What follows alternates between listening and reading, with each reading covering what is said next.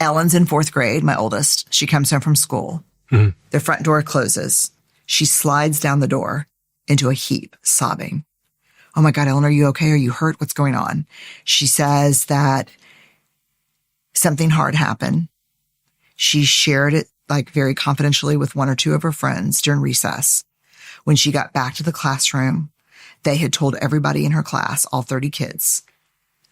Everybody was laughing and pointing and making fun of her.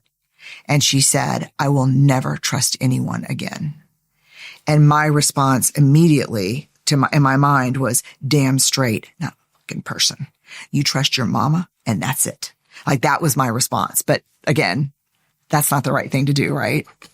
You want a kid who can develop trust with others.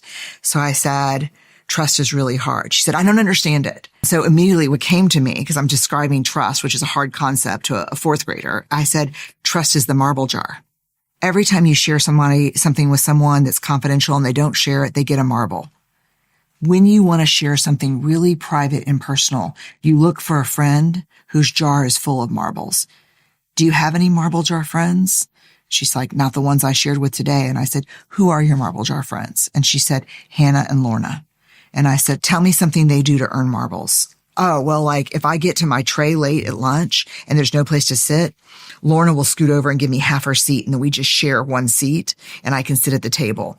And then the other day when I had strep throat, Hannah was worried about me. So remember her mom called and said, Hannah's worried about Ellen. Why wasn't she at school?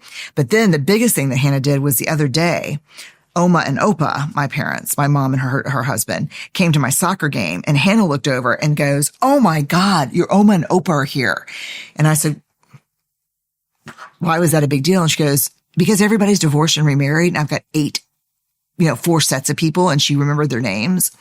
And what was shocking to me is that Ellen was conveying that these marbles were being earned on these very small. She knew my grandparents' name. She gave me a seat to sit at. She checked on me when I was missing school.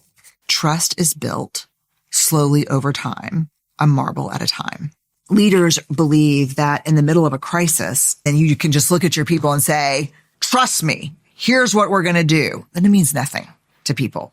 What matters is a leader that walks past you in the morning and says, hey, good to see you, Stephen. How's your mom's chemo going? Marbles. Then when the crisis happens, you don't need to say, trust me. You just need to say what's on your mind. They trust you.